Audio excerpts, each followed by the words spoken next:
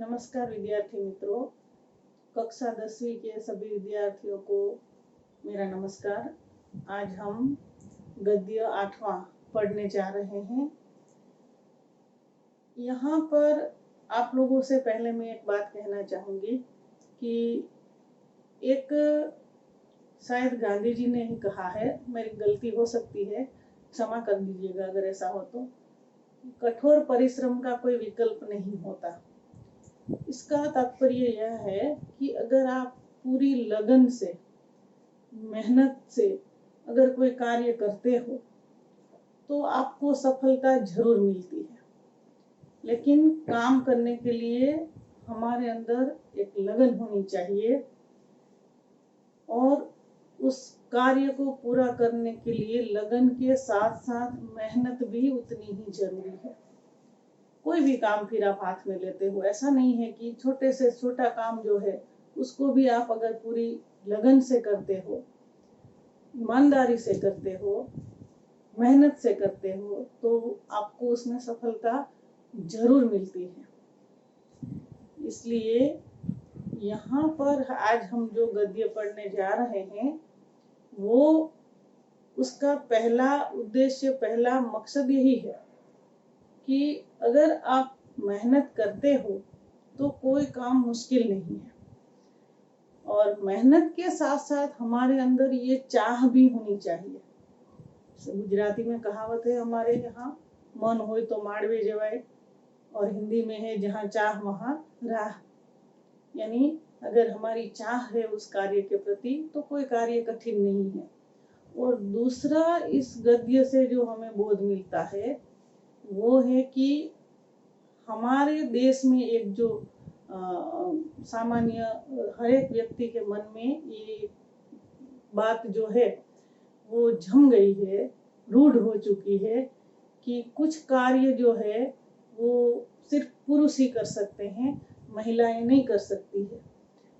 तो ये जो एक बात सभी के मन में बैठ चुकी है उसे निकालना बहुत ही आवश्यक है। और ये कब की बात मैं आपको बता रही हूँ, 1974 की, 1974। वैसे तो इससे पहले कई महिलाओं ने ऐसे कार्य किए हैं कि जिसमें पुरुष पीछे रह गए। उन्होंने ऐसे कार्य करके दिखाए हैं। तो हमारे देश की वीरांगनाएं, इन सभी को हम जानते हैं। महारानी लक्ष्मीबाई है, इंदिरा गांधी जी है, और बहुत सारी महिलाएं हैं जिसका नाम यहाँ पर आप अगर चाहे ना भी लो, सरोजिनी नायडू हैं। तो ये वैज्ञानिक इतने हैं, इतनी राजकारणी महिलाएं थी, सभी ने अपना अपना योगदान दिया था अपने क्षेत्र में। लेकिन यहाँ हम जो बात करने जा रहे हैं वो एक अलग ही डिपार्टमेंट है, विभाग है, और वो है इंजीनियरिंग के क्षेत्र में लड़कियां आगे बढ़ नहीं रही थी उस समय। ये 1974 की बात हो रही तब की। तो उस समय जो है बेंगलुरु में, 1974 की बात है, बेंगलुरु में एक छात्रा जो है वो अपनी कंप्यूटर इंजीनियरिंग की कक्षा समाप्त करके अपनी हॉस्टल की ओर जा रही थी। तो उस समय उसने कॉलेज के नोटिस बोर्ड में एक नोटिस लगा हुआ पड़ा। उस नोटिस को उसने ध्यान से पढ़ा। किसका नोटिस था भाई? तो ऑटोमोबाइल कंपनी टाटा की, टाटा ऑटोमोबाइल कंपनी जो है, जिसका शॉर्ट फॉर्म है टेल्को। तो टेल्को की ये जाहिर खबर थी, विज्ञापन था, एडवर्टाइजमेंट जिसको आप कहते हो, विज्ञापन था कि उनके ऑटोमोबाइल कंपनी में एक कंप्यूटर इंजीनियर की जगह है, उसके लिए आवेदन मंगवाए गए हैं। तो आवेदन जो भी विद्यार्थी इसके यहाँ तक की जिन्होंने पढ़ाई की है वो अपना आवेदन इसमें भेज सकता है, कंप्यूटर इंजीनियर। तो इस पोस्ट के लिए जगह थी, तो वहां पर आवेदन भेजना है। जो भी इसके लायक उम्मीदवार है वो उम्मीदवार इसमें अपना प्रार्थना पत्र, अपना आवेदन पत्र भेज सकता है। लेकिन उसमें एक बात चौंकाने वाली थी। विज्ञापन के अंत में छोटे अक्षरों में लिखा था कि महिला उम्मीदवार आवेदन ना भेजे। अब ये बात जो है उस लड़की ने पढ़ी, जो वहां से गुजर रही थी, मैंने पहले बताया। तो उसने पढ़ी और उसको ये बात बिल्कुल अच्छी नहीं लगी कि ऐसा क्यों लिखा है कि महिला उम्मीदवार आवेदन ना भेजे। वो पूरे रास्ते सोचती रही, फिर हॉस्टल आकर के उसने अपनी डायरी में कुछ नोट किया और फिर मन ही मन सोचा कि इस बात का वो विरोध करेगी, खुलकर विरोध करेगी। वैसे तो उस लड़की को नौकरी की कोई आवश्यकता नहीं थी। वो अपनी कंप्यूटर इंजीनियरिंग की जो क्लास थी, कक्षा थी, उसमें वो एक अकेली महिला लड़की थी, बाकी सारे लड़के उसमें पढ़ते थे। अकेली वो लड़की थी जो कंप्यूटर साइंस की क्लास में पढ़ाई कर रही थी और अच्छी, उसके मार्क अच्छे आते थे, होशियार थी, स्कॉलर विद्यार्थिनी थी। इसलिए उसको छात्रवृत्ति मिली थी कि वो विदेश जाकर के अपनी पीजी यानी कि पोस्ट ग्रेजुएशन की डिग्री जो है वो हासिल करे। उसके लिए उसको स्कॉलरशिप मिल रही थी, इसलिए उसे तो नौकरी की कोई आवश्यकता नहीं थी। वो तो आराम से विदेश जाकर के अपनी पढ़ाई पूरी कर सकती थी। लेकिन इस विज्ञापन को पढ़ने के बाद उसके मन में एक बात उठी कि ये गलत है, इसमें नौकरी में महिला या पुरुष का भेदभाव क्यों है। तो उसने क्या किया कि एक पत्र लिखा, उसमें जहां पर आवेदन पत्र भेजना था उस जगह पर उसने एक पत्र लिखा। उस पत्र में किसको पत्र लिखा, ये टेल्को कंपनी के जो प्रमुख थे, जे.आर.डी. टाटा। जे.आर.डी. टाटा का आपने सबने नाम सुना होगा। हम सब हर साल, शायद 10वीं कक्षा के आप विद्यार्थी हो, पिछले साल 9वीं में हमने शायद उसका टाटा बिल्डिंग करके निबंध स्पर्धा आती है, वो मैंने आपको करवाई है। शायद आपने उसमें हिस्सा लिया हो, तो आपको मालूम होना चाहिए।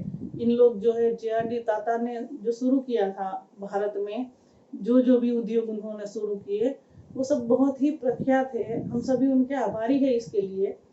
और जे.आर.डी. टाटा को उन्होंने पत्र लिखा, उसको मालूम नहीं था उसी जे.आर.डी. टाटा के ही संस्थान में, विज्ञान संस्थान में ये लड़की पढ़ाई कर रही थी। और उससे बाद में जब उसने पता किया कि इसके प्रमुख कौन है, और उसके नाम उसने एक पत्र लिखा कि महाशय, आपने हमारे देश में बड़े बड़े उद्योग स्थापित किए हैं, लोहे के, इस्पात के, और इसके अलावा ऑटोमोबाइल, इस विषय में भी जो है, इस क्षेत्र में भी टाटा कंपनी जो है वो अग्रसर रही है हमारे देश में। तो और फिर इसके अलावा आपने विज्ञान संस्थान भी खोल रखे हैं, शैक्षणिक संस्थाएं भी खोल रखी है हमारे देश में, आपने बहुत अच्छा काम किया है। तो फिर आप लोग जो है, आपने ये जो विज्ञापन दिया है उसमें ऐसा क्यों लिखा है कि महिला उम्मीदवार आवेदन ना भेजे।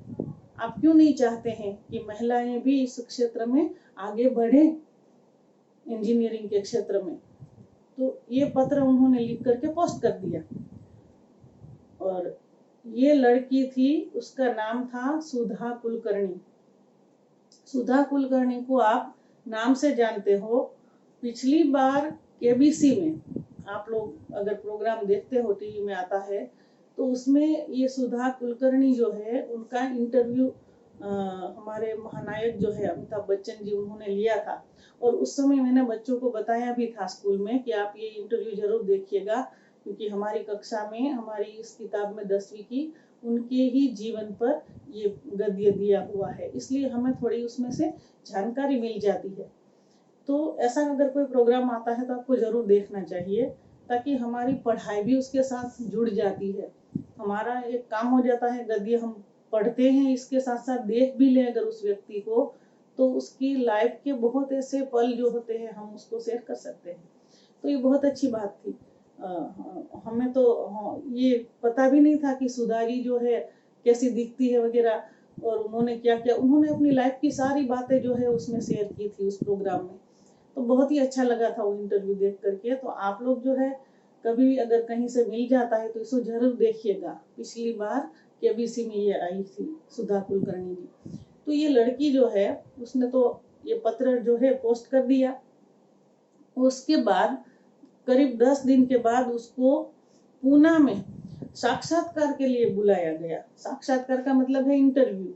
इंटरव्यू, अगर आपको कहीं नौकरी चाहिए हो, आपने आवेदन पत्र भेजा हो, तो फिर आपको इन लोग इंटरव्यू के लिए बुलाते हैं। उसको हिंदी में कहते हैं साक्षात्कार, आमने सामने बैठ करके जो बात होती है।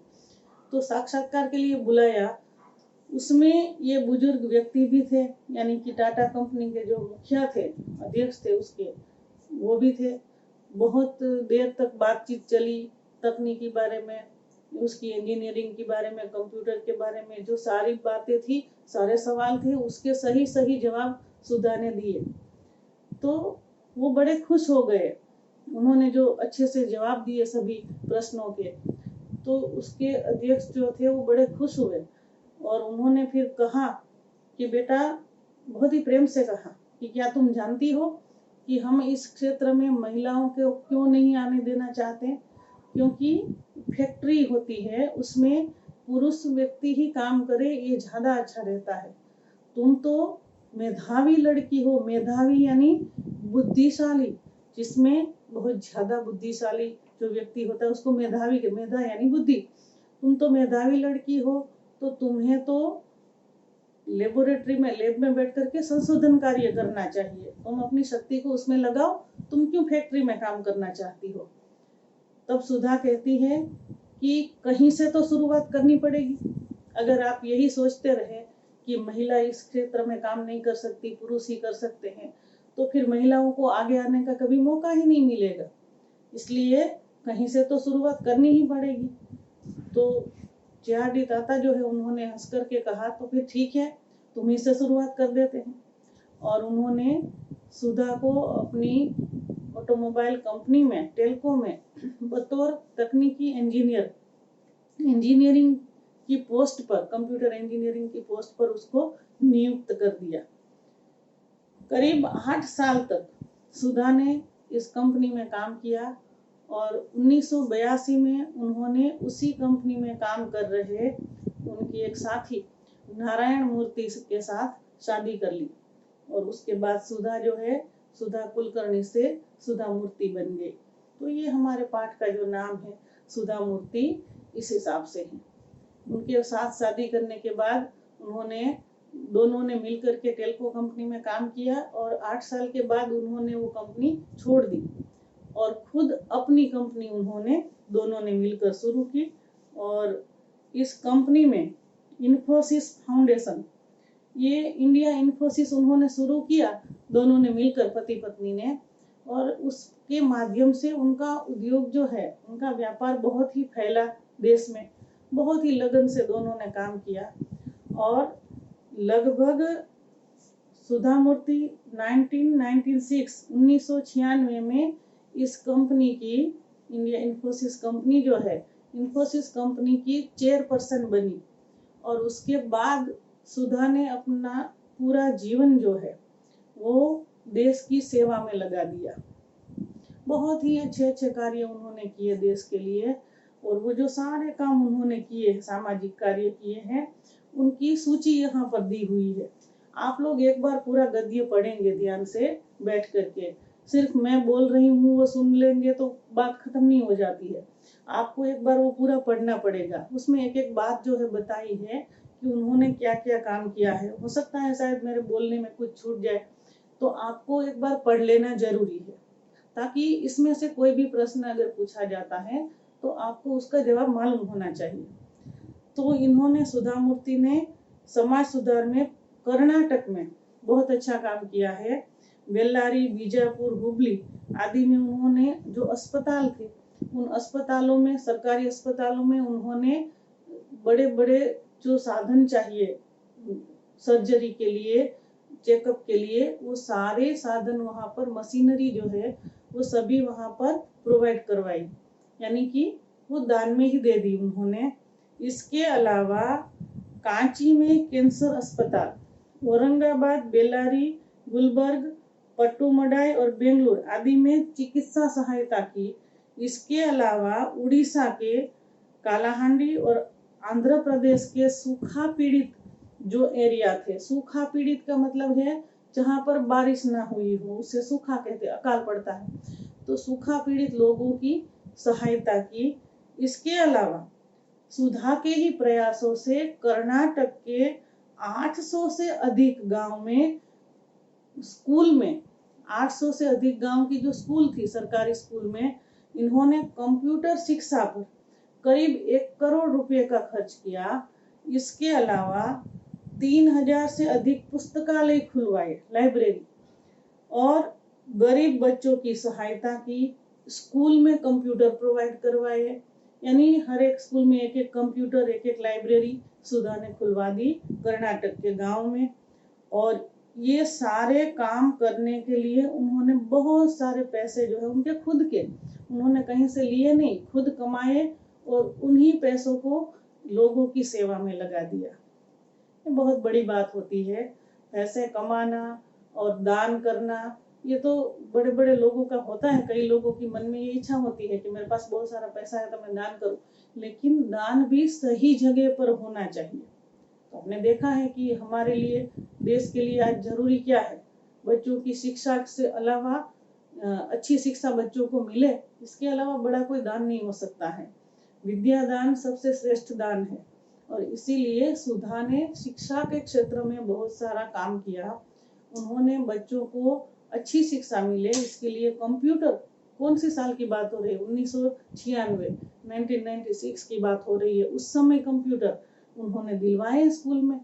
तो ये जो है उनके ये काम जो है आज भी लोग उसको सराहते हैं कि एक महिला होकर के इतना परिश्रम किया, कंप्यूटर इंजीनियर बनी, और 50 लड़कों की क्लास में, 50 लड़कों की क्लास में कंप्यूटर इंजीनियरिंग की सुधा अकेली लड़की थी। आप सोचिए वो कितने साल पहले की बात हो रही है, उस समय। आज तो लड़कियां कंप्यूटर इंजीनियरिंग की पढ़ाई करती है और भी क्षेत्र में काम करती हैं, पढ़ाई करती हैं, आगे बढ़ रही है इंजीनियरिंग के क्षेत्र में। लेकिन उस समय जो है लड़कियां इस क्षेत्र में जाती ही नहीं थी, और इन्होंने शुरुआत की। और ये तो नींव का पत्थर कहना चाहिए इसको, कि कोई है ऐसा व्यक्ति जिन्होंने ये शुरुआत की, और उसके बाद तो महिलाओं के लिए रास्ता खुल गया कि हम भी, कोई भी क्षेत्र हो, महिलाएं उसमें आगे बढ़ सकती है। तो ये जो है उनकी ये कार्य जो उन्होंने किए, करीब 13 पुस्तकें लिखी है सुधा ने। और सुधा मूर्ति जो है उनकी 13 पुस्तकों की लेखिका जो है, उनको कई सारे अवार्ड भी मिले। स्वाभाविक है, इतना अच्छा काम किया तो उनको तो अवार्ड मिलने ही मिलने थे। तो उनको जो जो भी अवार्ड मिले उनके सभी के इसमें नाम है, जिसमें प्रमुख है कर्नाटक राज्योत्सव पुरस्कार, इसके अलावा ओजस्विनी पुरस्कार, इसके अलावा मिलेनियम महिला शिरोमणि पुरस्कार, वुमन ऑफ द ईयर 2002, 2002, ये एफएम रेडियो की ओर से उनको पुरस्कार मिला। तो ये सारे जो है, इसके अलावा राजलक्ष्मी पुरस्कार भी मिला। इतने सारे पुरस्कार उनको मिले, इसके अलावा भी और होंगे, लेकिन हमारे पास इतनी जानकारी है, आपको दे रहे हैं हम। और तो ये बात है कि आप अगर कोई काम आगे बढ़ करके करते हो, तो मैंने जैसे कहा कि जहाँ चाह वहाँ राह, कुछ कर गुजरने के लिए मौसम नहीं मन चाहिए। यानी मौसम का इंतजार मत करो, कुछ काम करना है आपको, कुछ करके दिखाना है, तो आपका मन होना चाहिए, एक लगन होनी चाहिए कि मुझे ये करना है। और आज सुधा जब देखती हैं कि हर एक क्षेत्र में महिलाएं आगे बढ़ रही हैं, उसने एक रास्ता निकाल दिया और महिलाएं उस पर चल पड़ी, तो वो जब देखती हैं तो गदगद हो जाती है, उसको लगता है कि उसने जो किया वो सार्थक हुआ।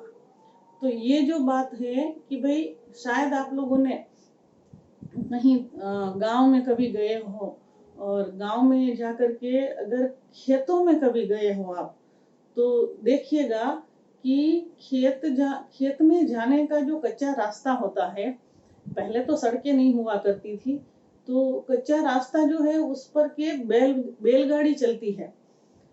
तो कच्चे रास्ते में जब बैलगाड़ी चलेगी ना, तो बैलगाड़ी के पहियों की वजह से वहां पर पगडंडी बन जाती है दोनों साइड।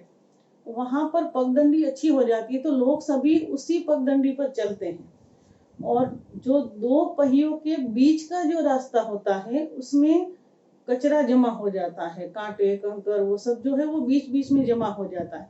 दोनों साइड जहाँ पहिए होते हैं वहां अच्छा रास्ता बन जाता है। तो बीच का जो रास्ता होता है कंकर वाला, कांटों वाला, तो उस रास्ते पर लोग नहीं चलते हैं। लोग सभी वो जो पगडंडियां अच्छी सी बन गई है ना, उसी पर चलते हैं। लेकिन जो लोग उस कांटे वाले रास्ते पर चलते हैं ना, वो अपनी मंजिल पर जरूर पहुंचते हैं, वो कुछ नया कर गुजरते हैं। गुजराती में इसको कहा जाता है, हमारे में कहावत है, चिलो चातर वो माने वो जो दो पगडंडी बन गई उसको चीला कहते हैं, चिलो घरेड़ हो गई और लोग उसी पर चलते हैं। लेकिन जो उसको छोड़ करके, आसान रास्ता छोड़ करके कठिन रास्ता चुनते हैं ना, वो कुछ करके दिखाते हैं। कहने का तात्पर्य ये है कि जो कुछ हटके काम करते हैं, मन से काम करते हैं, उसको अपनी मंजिल जरूर मिलती है। तो हमें इस पाठ से ये शिक्षा मिलती है, हमें ये ध्यान में भी लेना है और आपको परीक्षा में प्रश्नों के जवाब भी लिखने हैं, दोनों काम करने हैं। इसलिए सुधा जो है उसके जीवन की ये कहानी हमने पढ़ी यहाँ पर, हकीकत है, वैसे कहानी नहीं है, तो ये वास्तविकता है, हमने आज वो पढ़ी। सुधा आज जब देखती है कि लड़कियां इस क्षेत्र में आगे बढ़ रही हैं, उसने लड़कियों का, महिलाओं का मार्ग प्रशस्त किया है, तो वो खुशी से गदगद हो जाती है और मन ही मन बोल उठती है कि हमारा मार्ग कठिन जरूर है, लेकिन कठिन तो है रास्ता, कि हमारा मार्ग कठिन है लेकिन चलना तो जरूर है, रुकना नहीं है, उस मार्ग पर भी चलना है और आगे बढ़ना है। तो ये हमारा पाठ था 8वां सुधा मूर्ति। इसके भी आपको, इसमें कोई लेखक नहीं है, ये संकलित है, तो आपको लेखक परिचय नहीं लिखना है इसमें, लेकिन शब्दार्थ और मुहावरे लिख लेने हैं। इसके अलावा आप लोग जो भी प्रश्न में रखती हूँ इसमें नीचे आप देख लीजिएगा, जो भी प्रश्न आपको दिए जाते हैं, जो ग्रामर दिया जाता है, वो सब आप नोटबुक में लिख लेंगे। धन्यवाद।